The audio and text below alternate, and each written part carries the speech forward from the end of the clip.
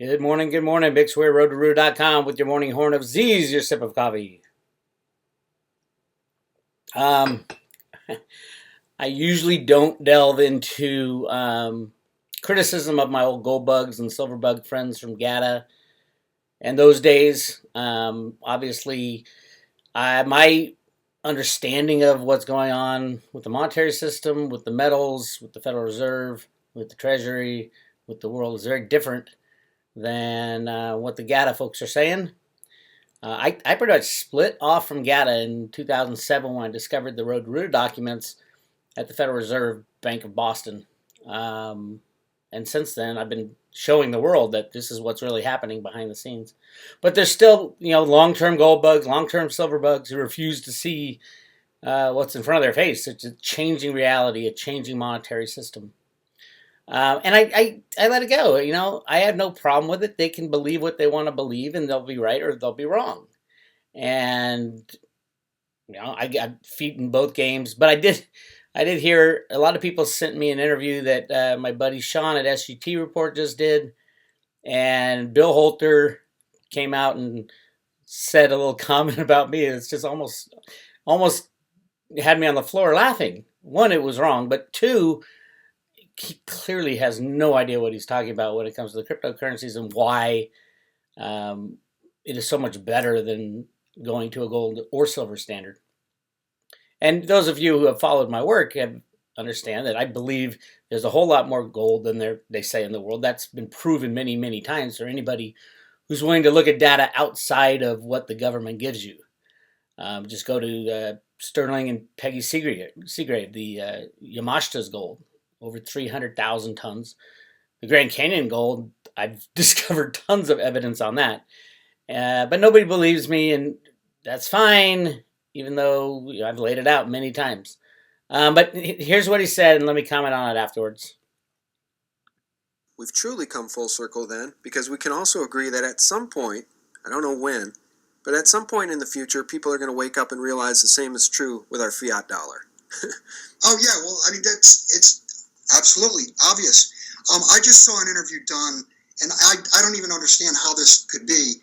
I just saw an interview done, I forget who did it, of Bix Weir, and Bix for years was saying buy silver.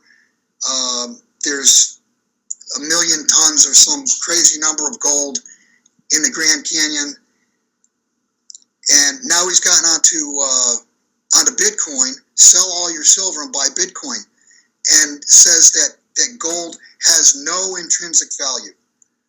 Well, it's had intrinsic value for 5,000 years. I don't know why all of a sudden, after 5,000 years, tomorrow or today, it has zero intrinsic value. Okay, so a couple misstatements, but I didn't say there's 1 million tons on the Grand Canyon. I said there's 1 million tons overall, probably more. Could be 1 million tons in the Grand Canyon. I know there's billions and billions and billions of tons in the Grand Canyon. I know it was a big reason why they started the Federal Reserve. But the thought that I said sell silver, I didn't actually say sell silver. I said silver will not and cannot be used in a new monetary system. There's not enough of it. I've been saying buy silver ever since, and I stick with that buy silver. I would say buy gold too, even though there is over 1 million tons, because the unbacked fiat system is dying. When it gets to not understanding why gold went from intrinsic value to no intrinsic value, it's very simple. We don't need gold anymore. Gold was needed in the past 6,000 years. It was used as money off and on. Gold, the funny thing about gold is gold has failed more times than any other asset type when used as money. We constantly go back to a gold standard, and it constantly fails. Yes, it fails because of manipulation and abuse, but it still fails again and again and again. I'm not gonna diss gold because if you read any of the monetary history on gold, the first thing people say is gold is not the perfect money, but it's the best we've got. You read any book on gold, it's going to say that gold is not the perfect money, but it's the best we got. Well, that changed in 2009. With the invention of the cryptocurrencies, the blockchain technology, it's a trust machine. As long as 2 + 2 = 4, you can trust in the math, so you can trust in the cryptocurrencies, the good ones. And it's clear to me that so many of these gold and silver bugs that hang on to it absolutely refuse to learn about the cryptocurrencies. I am just astounded. They see it right before their eyes and they question why Bitcoin goes up so much.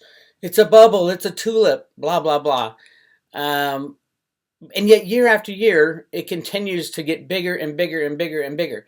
I believe I know the reason. The reason is because it's a better system than anything else out there that has been invented by mankind or has been used by mankind. Gold has no intrinsic value, zero. Look it up in the investing dictionary. Intrinsic value means it's a perception of value. A man on a desert island with an ounce of gold or a sandwich will take the sandwich every time because an ounce of gold doesn't help you in that situation. There's no built-in value in there. And some of the things that Bill Holter says when he describes in his understanding of Bitcoin, and I assume he's talking about all the cryptocurrencies and the crypto tokens, but he probably doesn't even know about those.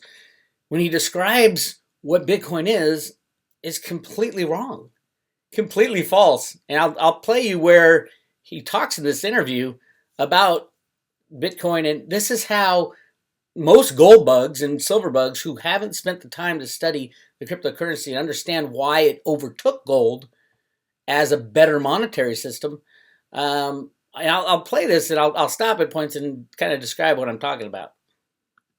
So for those of us that have a lot more physical silver and a little bit of physical gold, certainly a lot more precious metals than we do cryptos, right? We look at the crypto market and it's an open wound in which to pour salt. Well, first of all, Sean, it's not an open wound in which to pour salt. It is sitting there waiting for everybody to understand it. Do your homework.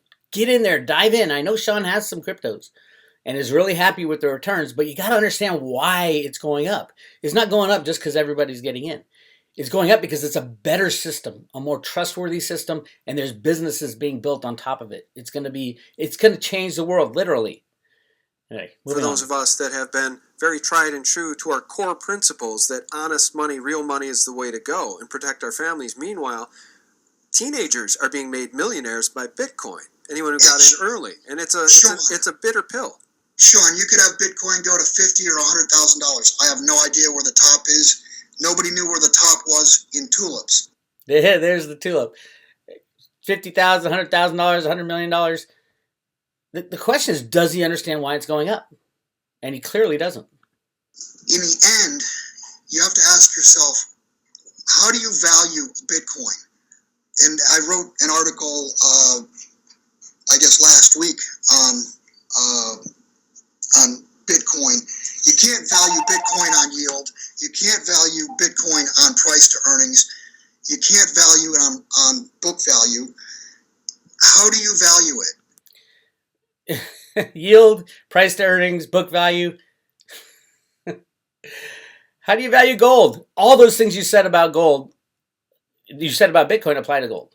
So I don't get where it comes from this understanding, this inbred in his mind, because he's been in it so long, that gold has value. To him, gold does have value. Absolutely. Same with Bill Murphy and Chris Duane and JS Mindset, Jim Sinclair. I learned a ton from Jim back in the early 2000s about gold, about the meaning of money and things like that. He should know before anybody how much gold versus the crypto, the difference there. You can't beat the banksters, first of all. And second of all, the banksters have all the gold. Why would you want to go to a system where they control it again? It's insane what these guys are talking about, but it keeps going on. It's like a broken record. They refuse to dig in to this concept of the blockchain, a concept of everybody participating and verifying every transaction for everything that goes on in the world. It's a truth machine, and that's what they don't get.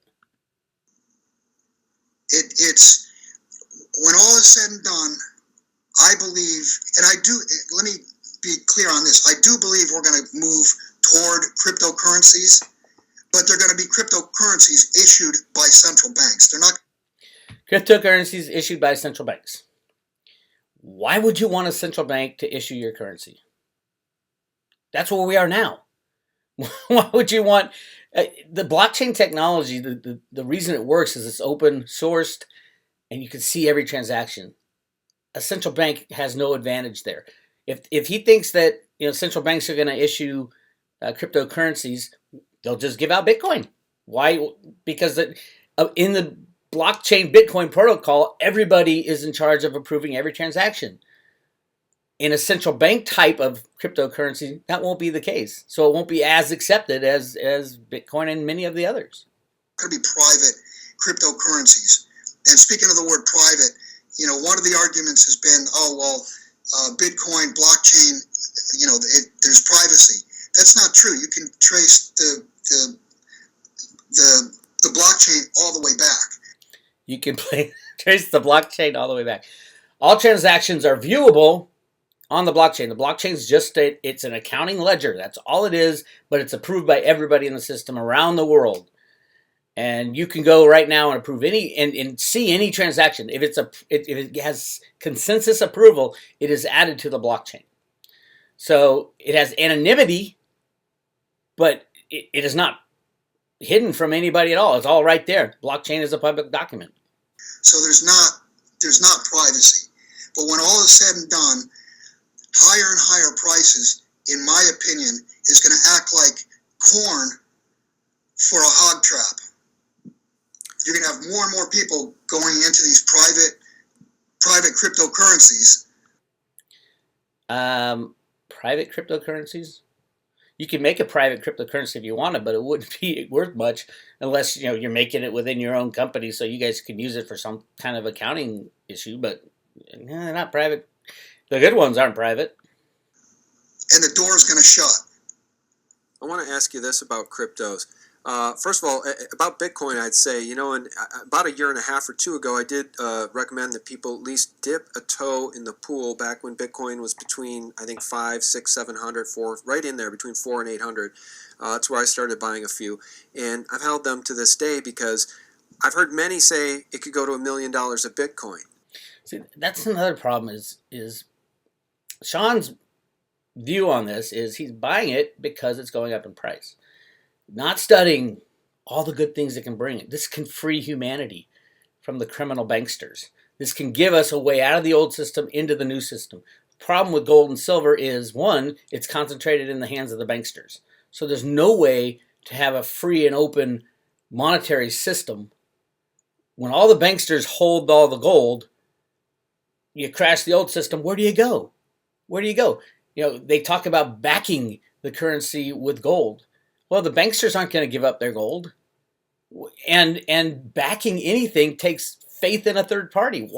Who in their right mind would have any faith in a third party when the old system crumbles and dies? The fiat system is over when the derivative bomb goes off. It just doesn't make sense. But with the cryptos being built alongside the current economy and monetary system, there's currencies being built, there's businesses being built with tokens on top of the blockchain, on top of the Ethereum blockchain. A whole new world is building here, and it's very early. It is so early. It's crazy early. Less than 1% of the population knows anything about it. But that's going to jump to 3 by July, according to Cliff. And I see it happening at the Road to Ruta. You can go to theroadtoruta.com and get the 15 best cryptos and tokens. From my analysis, I've been doing this for 5 years or so. Is it worth it to learn the stuff? To get in and understand what you're talking about before you say, oh, it's got no intrinsic value. I would love to sit down with Bill Holter and discuss this topic because he clearly doesn't understand what is happening and he's missing out. Anybody who's not participating or not studying it first and then participating is missing out on the change of our economic system. We're all angry at the bad guy bankers for taking over our lives. But we never had a solution. Gold is not the solution.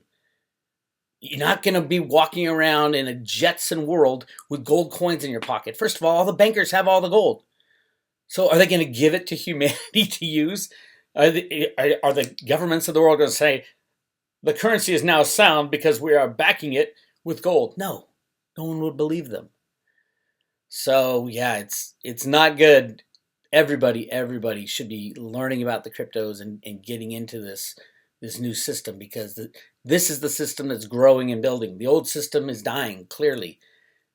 The new system is growing and building, and it will go moonshot, but not go back down. Depending obviously on the currencies you're in and the tokens you're in. There's a lot of scams out there. That's why you have to do your homework. Absolutely do your homework. Let's hear a little more of the wisdom of the cryptos. It's definitely a casino gamble. That's the way I look at it. It's a speculation. It's a speculation, but the bottom line on Bitcoin is that the most that will ever be mined is 21 million, and out of those 21 million, I wonder how many tens of thousands have been lost from lost wallets, etc. You can make the...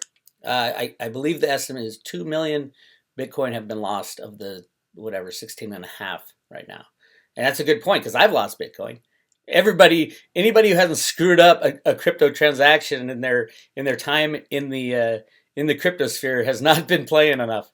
So yeah, it's very easy to screw up. Just think about that for a minute. 21 million Bitcoin in a world with 7 billion people, in a country with over 300 million people. There's not enough Bitcoin for everybody in our own country to have even one. Well, that's a complete misunderstanding of Bitcoin. It is divisible, infinitely divisible. I think it's 16 digits right now that you can send someone 0.000001 Bitcoin. And you can send them a Satoshi. I think that a Satoshi is a millionth of a Bitcoin. And that is, they can change it with a protocol change. So yes, there is plenty for everybody, and it is absolutely divisible. Just to have one Bitcoin right now, you'd have $8,000 in your pocket. And Sean obviously is doing very well with the cryptos. I think Sean should study it a little more. Sean, love you, baby. Study it a little more. And I know you're into it because you've done well. But there's a reason that it's doing well. It's not just speculation. It's going to change the world. It's going to be our new form of money, and I believe that's the plan that the Federal Reserve Bank of Boston is now following. They're in charge of the cryptos. The same people who invented the road to Ruta theory and the comics that came out of the Federal Reserve changed their stance in 2009 with the introduction of the Satoshi Nakamoto white paper. And I've talked about this a lot, and just think of the timing. We all know the CIA and the NSA had been working on this technology since the 80s. We've seen the papers before. So they had it ready to go. It wasn't, in September of 2008, we were like on the brink of collapse when Hank Paulson went to Congress and said we need, $700 billion to bail out the banks. They gave it to him. Then in, I think it was February or March, they started rigging the markets. And ever since then, computer rigging has made our markets go up, up, up, up, up. And it's all about giving the old system, the new system, enough time to grow and mature and build into usable companies, which is happening right now. In 2018, all kinds of the new ICOs are going to come to market with their products, and it's going to be amazing, absolutely amazing. So that's what's happening. That's what you got to get your hands around, your head around. Gold will not be money again. It might be for the bankers. Let them do what they want to do.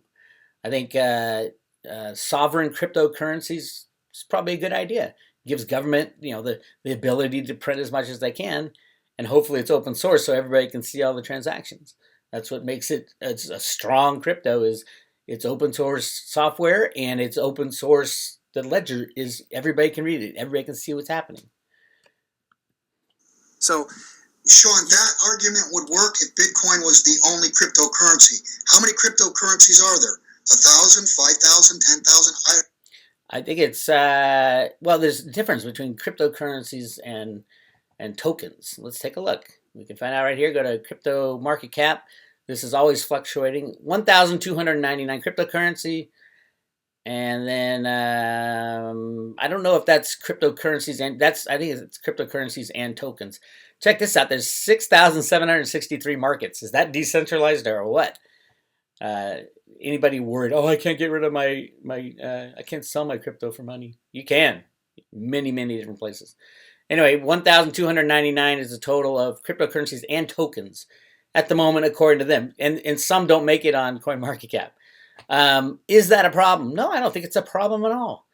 How many forms of money are there out there? There's coins, there's dollars, there's euros, there's how many countries have their own currency? I mean, there's thousands of different forms of money. There's copper money, there's zinc money, there's paper money, there's bonds, there's derivatives, there's shares of stock.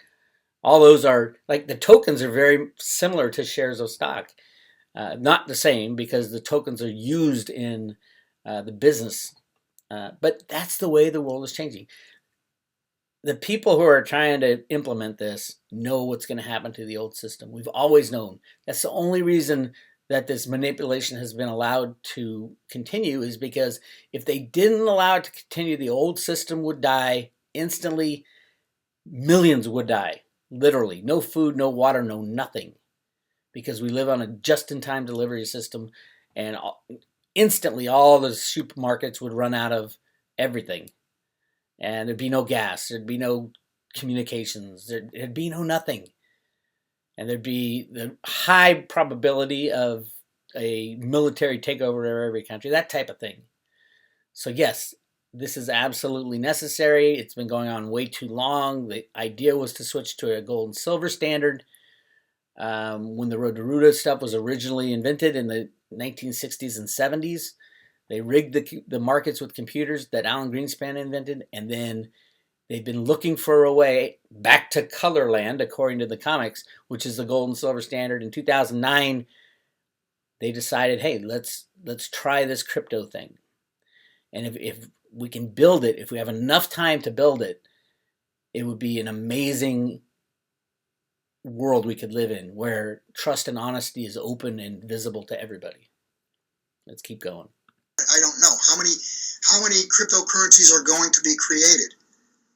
No, I hear you, but here's the crazy part. It was just a few years ago that the entire market value, the whole market cap of all of the cryptos combined was less than 10 billion. It's now closer to 150 billion.